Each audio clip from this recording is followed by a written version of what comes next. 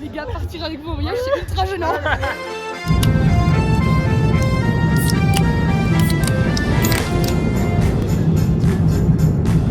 Ils font rien qu'à nous faire des promesses qu'ils ne tiennent jamais.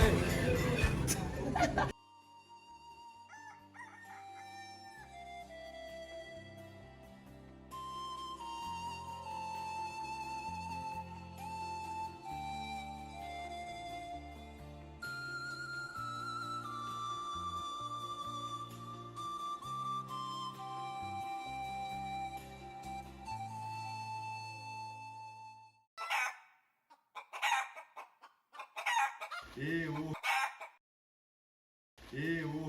Eh oh. Eh oh. Eh oh. The bar there. A bar? Yeah. There? Address? I know the name of the bar, La Fabrica. Fabrica? La Fabrica. La Fabrica? Okay, thank you. Ok. Du coup on est au bar à la Fabrica, il y a plein de monde. Tchim tchim. Fan de Liverpool, fan du Real, c'est incroyable. 0-0 la mi-temps pour l'instant.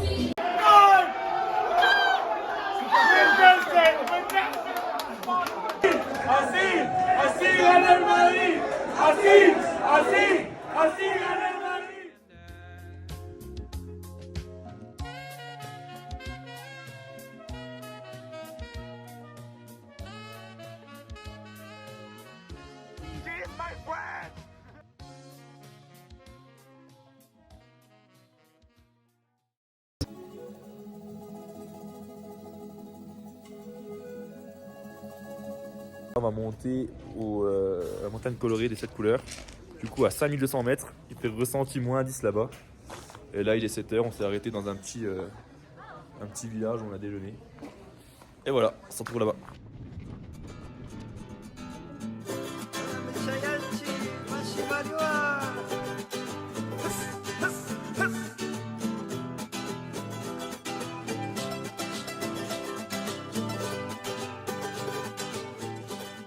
Km en 1 heure.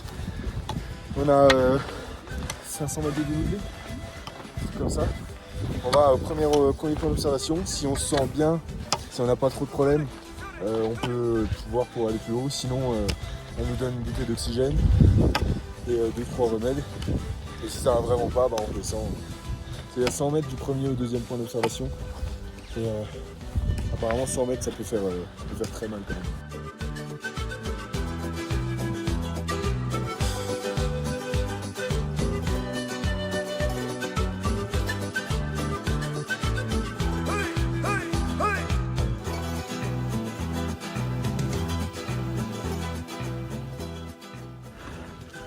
Du coup, on a fait les 3 km sur les 4 prévus. Il y a Gilles et Bérangère qui sont arrêtés. Marie qui essaie de continuer mais qui a fait demi-tour.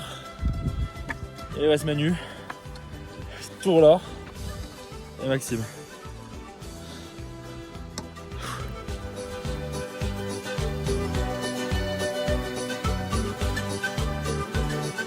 Apparemment ça vaut carrément le coup.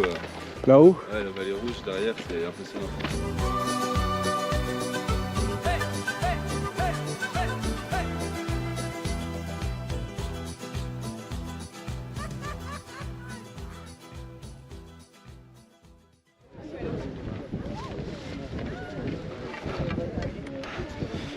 Bravo!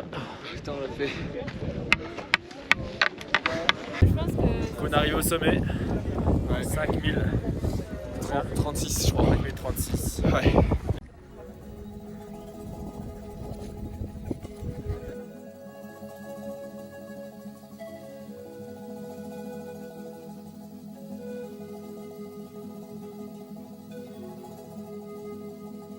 Bon, du coup on est monté tout en haut, on est monté à 5036 je crois. On a fait 2-3 plans sympas, on va voir ce que ça donne. Et là on part, il y a un autre chemin qui monte peut-être même plus haut encore, sur la montagne là-bas.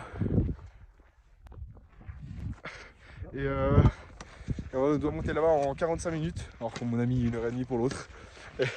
Et ça redescend après au bus, on va aller voir ce que ça donne. Voilà. La vallée rouge, elle s'appelle.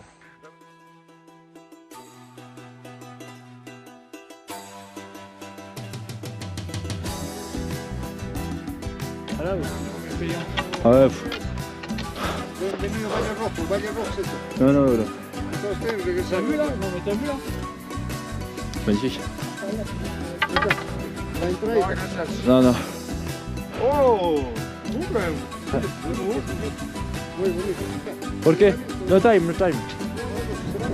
Ouais, ça va foutre. Pas de coup.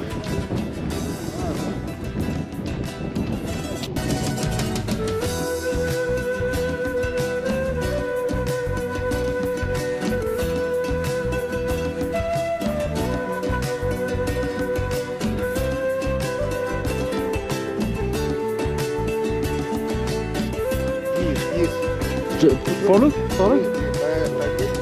5. No? 5, por favor. 5. Gracias. Oh la vache. C'est dur? Ouais. Oh la vache. Ah, c'est magnifique.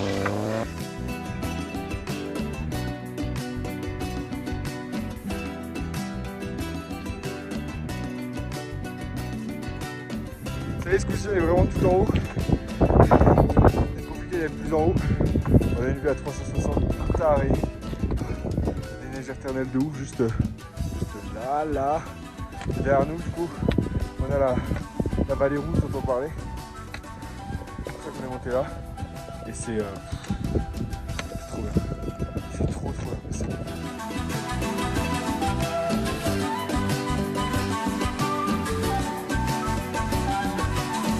Moi je reste par là, moi. Là.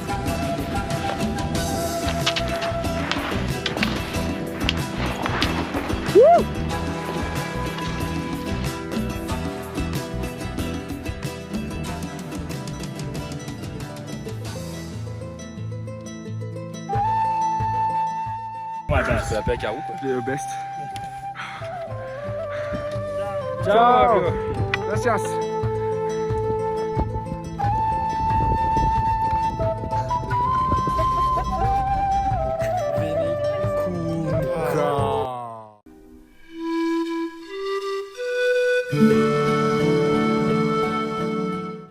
On s'est levé à 6h.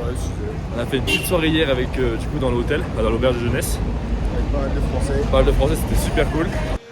Voilà. Salut. T'es française? Ouais. Ah, venez donc avec nous.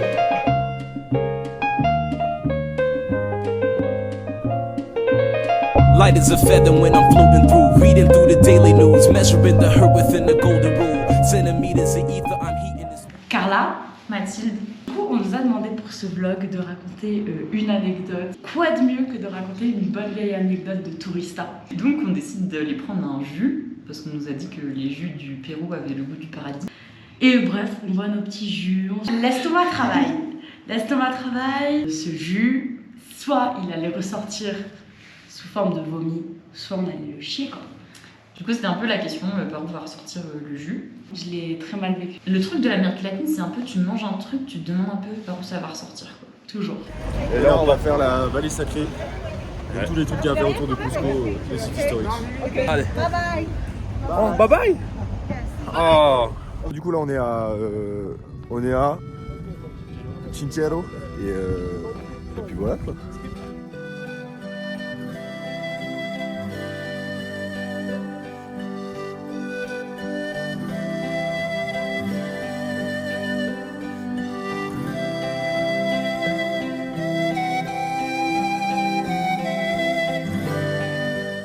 Bon bah du coup là on a quitté comment ça s'appelait?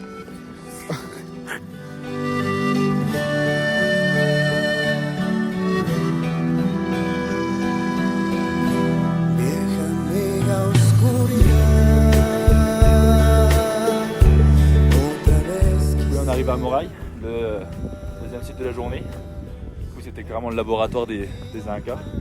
C'est des terrasses, différentes terrasses à plusieurs altitudes et ils plantaient différentes graines. Donc plus tu descends, plus il fait froid, plus tu montes, plus il fait chaud. Et donc il plantait en fonction de la température.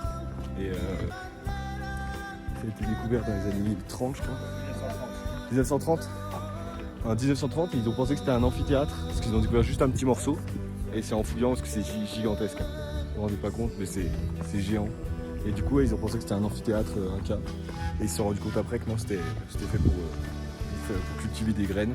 Et c'est grâce à ça qu'ils ont répandu le maïs et les patates dans toute l'année.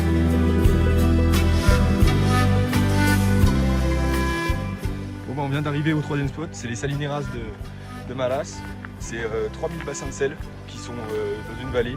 Elles sont alimentées par une source d'eau salée. Et juste, il y a plein de bassins de sel, ils coupent l'arrivée d'eau pour que ça s'évapore. Et eux, ils récoltent après avec des gros râteaux le sel. Et ça fait plus de 1000 ans qu'ils sont utilisés, les bassins. Ça a été utilisé par les Incas. Ça a été Diego qui essaie de faire des colonies. Vite fait, on va qu'on se fasse repérer parce que c'est interdit. On va essayer de prendre 2-3 plans.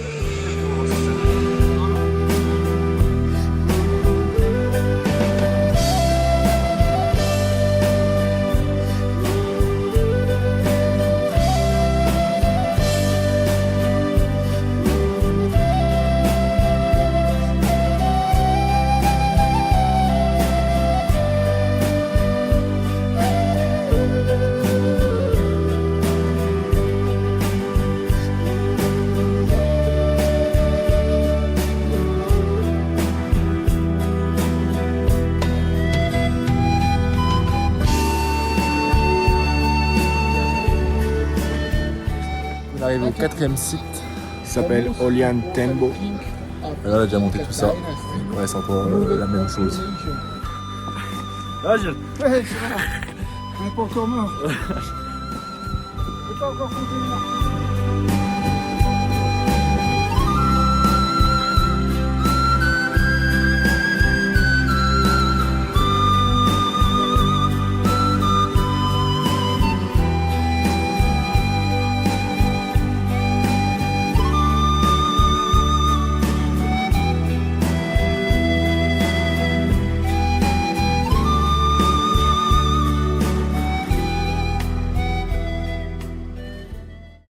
Ici, c'est pas comme à Moraï où les terrasses étaient faites pour cultiver les graines. Ici, c'était vraiment fait pour nourrir toute la population. Et c'est bien plus large, il y a beaucoup plus de terrasses sur beaucoup plus de dénivelé. Et donc ici, ouais, c'était fait juste pour faire pousser et récolter.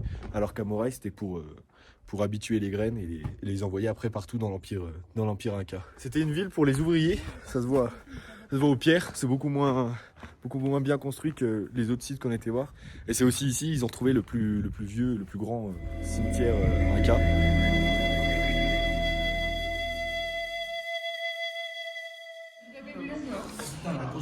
Max, tu trouves ça comment? Qu'est-ce que t'as dedans? J'ai des frites qui flottent dans de l'eau. Il y a une pâte de poulet aussi. D'accord.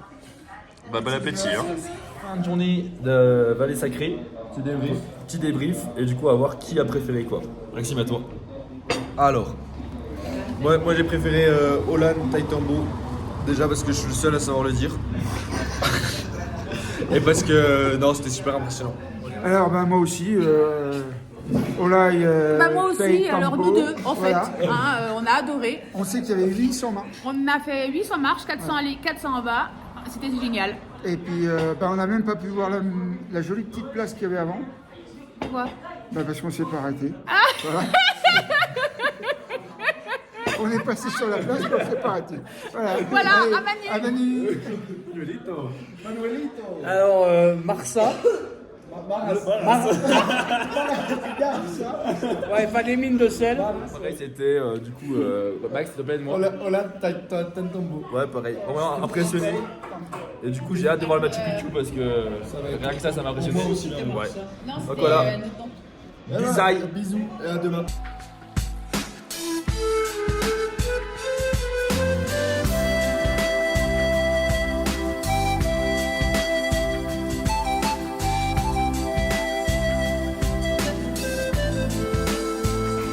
La dernier jour à Cusco et là on est en train de monter au Cristo Blanco. Là on est en train de monter au Cristo Blanco. Du coup c'est le point de vue le plus populaire de Cusco. On va essayer de faire voler le drone là-bas.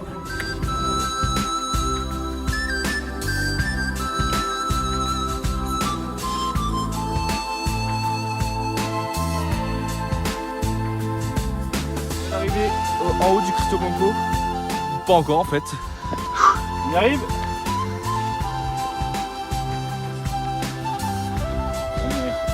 La présentation. Modèle. Non, modèle. Ta gueule.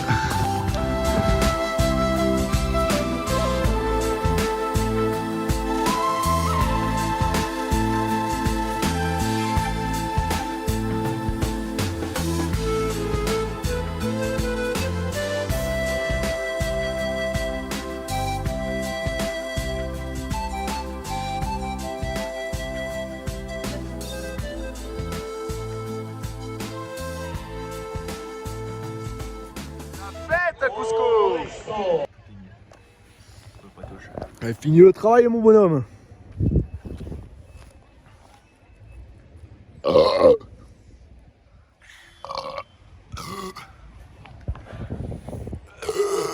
Vraiment, c'est la fête de l'université nationale de Cusco et de San Antonio.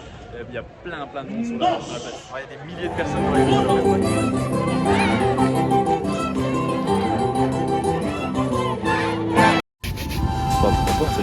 Ça va Hugo, tu le vis bien? Ouais, moi je vais bien. Ouais. C'est rien qui me tire le cul aussi. Ouais, tu viens de faire de la saison, je peux ta gueule.